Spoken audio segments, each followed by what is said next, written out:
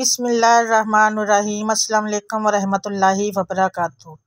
नाज़रीन, आज का जो वजीफ़ा है ये शबान के आखिरी अशरे का वजीफ़ा है। ये वजीफ़ा 21 शबान मंगल के दिन करना है। शबान का अख्ताम बड़ी तेज़ी से हमारी तरफ आ रहा है, तो क्यों ना शबान की रहमतों बरकतों से अपनी झोलियों को मालामाल कर लिया जाए। आज का वजीफ़ा इन माओं के लिए है, इन बहनों के लिए है, इन बीवियों के लिए है, इन मजूस और दुनिया से तंगदस्त लोगों के लिए हैं जो हमेशा से यही कोशिश करती हैं कि उनकी औलाद, उनके शौहर, उनके घर के तमाम अफराद कामयाब हो जाएं, जिनकी औलादों को चार चांद लग जाएं, इनकी बंद तकदीर के ताले खुलवाना चाहती हैं। तो मेरी हाथ जोड़कर गुजारिश है कि आज का अमल उनके लिए बहुत ख़ास होने वाला है। किसी भी वक्त आप एक तस्बीह कर लीजिए, यकीन कीजिए, माँ है, बेटी है, बहन है, बीवी है, जिस शख्स के लिए, औलाद के लिए, शोहर के लिए, जिस बंदे के लिए, जिस मकसद की नीयत से ये काम करेंगी, इस बंदे की तकदीर को चार चांद लग जाएंगे। बंदे की कामयाबी के रास्ते में जितनी रुकावटें, बंदिशें हैं, गैब से हल हो जाएंगी। अगर आप चाहते हैं कि आपके घर से गुर्बत, तंगदस्ती ख़त्म हो जाए, मुश्किलात, परेशानियों से जान छूट जाए, अगर रब के महीने में शबान में रब की रहमतों बरकतों से माला माल होना चाहते हैं, तो ये अमल आप ही के लिए हैं। एक तस्बीह, सिर्फ़ और सिर्फ एक तस्बीह है, 2 से 3 मिनट का वजीफ़ा है। तो मैं हाथ जोड़कर आपसे गुजारिश करती हूँ कि ऐ दर दर की ठोकरें खाने वालों, दर दर की मोहताजी बर्दाश्त करने वालों, रोज़ दफातर में अपने बॉस और सीनियर्स के ताने सुनने वालों, ये एक तस्बीह पढ़ लें, जो मांगेंगे मुकद्दर हो जाएगा। जिस बंदे को जहन में रख कर मांगेंगे, इसकी तकदीर के फ़ैसले हो जाएंगे। अर्श अलही से आपके हक़ में बेहतरीन फ़ैसले हो जाएंगे। कुरानी आयत का तर्जुमा है, और अगर अल्लाह आपको कोई तकलीफ़ देना चाहे तो उसके सिवा कोई इसे दूर करने वाला नहीं, और अगर वो आपको कोई भलाई दे तो वो हर चीज़ पर कादर है। वो अपने बंदों पर गालिब, कमाल, हिकमत वाला और हर चीज़ की खबर रखने वाला है। सबसे पहले सोचिए और गौर करने वाली बात यह है कि इंसान बीमारी, परेशानी और मुश्किल में क्यों मुब्तला होता है। कुरान मजीद ने बुनियादी तौर पर उसकी 2 वजह बयान की है। मुसीबत, मुश्किल, बीमारी और परेशानी की पहली वजह इंसान की अपनी गलती का नतीजा और उसकी सज़ा होती है। एक कुरानी आयत है, तुम्हें जो मुसीबत आती है वो तुम्हारे हाथों का किया धड़ा है, और अल्लाह बहुत से गुनाहों से दरगुजर फरमाने वाला है। नाजरीन, ये अमल किसी सूरत न छोड़ना, सिर्फ़ और सिर्फ एक बार मेरे कहने पर अल्लाह पाक पर कामल यकीन करते हुए एक तस्बीह पढ़ लीजिए। अमल कुछ इस तरीके से है। बावज़ू मसल्ले पर बैठकर नबी करीम सल्लल्लाहु अलैहि वसल्लम की ज़ात पर 3, 7 या 11 मरतबा दुरूद इब्राहीम का नजराना पेश करने के बाद आपने ये अमल करना है। और जिसका नाम लेकर जिसके हक़ में ये अमल करना चाहती है, यानी मनपसंद शादी है, तो उस बंदे या उस लड़की के जहन में रखते हुए कर लीजिए। नाफरमान औलाद को फरमा बरदार बनाना है, तो औलाद को जहन में रखते हुए नियत कर लीजिए।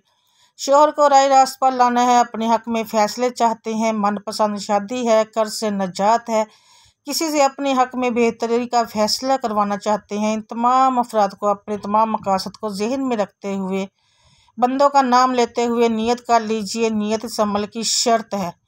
नियत के बगैर ये अमल कभी भी कामयाब नहीं होगा। नियत लाजमी कीजिए। नियत करते ही 11 मरतबा दुरूद इब्राहीमी का नजराना पेश करने के बाद दोनों आँखों को बंद करके दुनिया से अपने तल्लुक़ को ख़त्म करते हुए इस दिन की फजीलत व बरकत से जो बंदा वाकिफ़ है, इनसे मेरी गुजारिश है कि जो मांगोगे मिल जाएगा।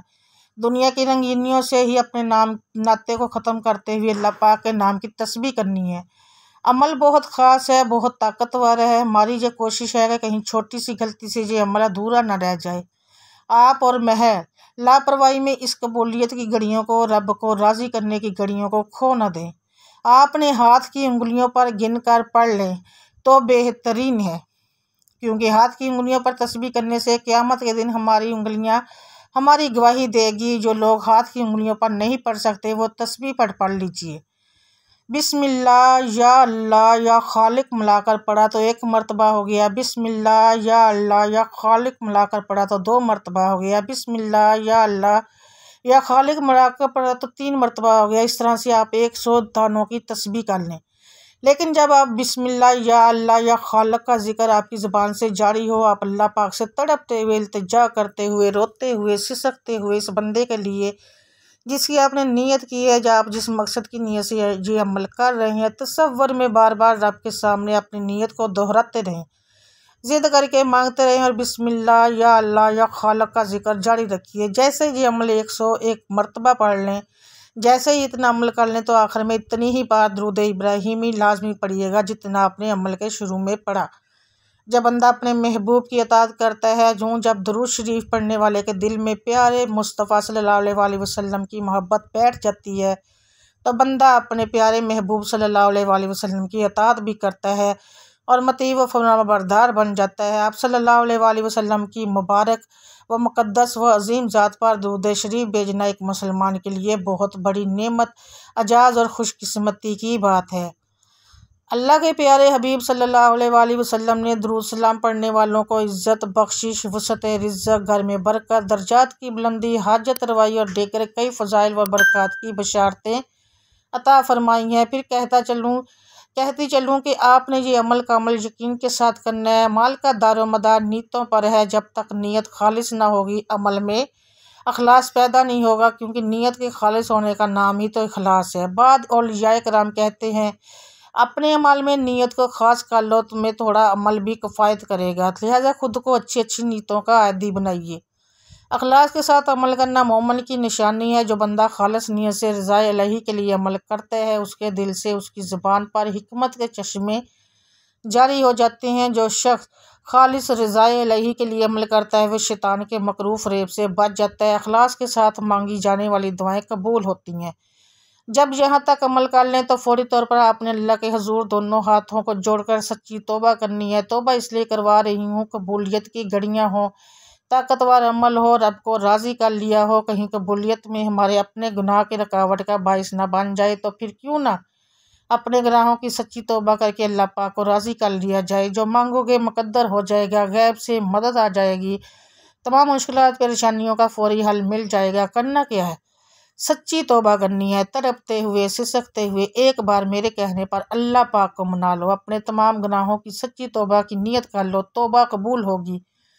जो मांगोगे मुकद्दर हो जाएगा। जब तक दिल को तसल्ली ना मिले, तौबा करते रहें। जैसे ही तौबा करवा लें, तौबा कबूल करवाने के बाद अपने मकासद जिनकी नीयत कर चुकी हैं, ज़िद करके मांग लीजिए। वो औरतें चाहे माँ है, बेटी है, बहन है, भाई है, आप जिस मकसद से जिस बंदे का नाम लेकर ये अमल करेंगे, चाहे वो गुर्बत में है, तंग दस्ती में है, मुश्किलात में है, कर्ज में डूबा हुआ है, मनपसंद शादी है, शौहर को अपने कदमों में लाना चाहते हैं, मसला कोई भी हो, मकसद कोई भी हो, इस बंदे से आप जायज़ जो काम भी लेना चाहते हैं, आप इस बंदे का नाम लेकर ये अमल तो करेंगे, तकदीर के बंद ताले खुल जाएंगे। ये गुर्बत, तंग दस्ती, मुश्किलात, परेशानियों का वाहिद हल है।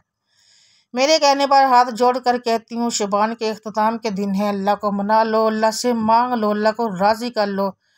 मेरी दुआ है कि अल्लाह पाक आपकी तमाम मुश्किलात को दूर फरमाए और आपकी हर हाजत पूरी हो। आमीन सुम्मा आमीन या रब्बुल आलमीन। मुझे अपनी दुआओं में ज़रूर याद रखिएगा। जज़ाकल्लाह।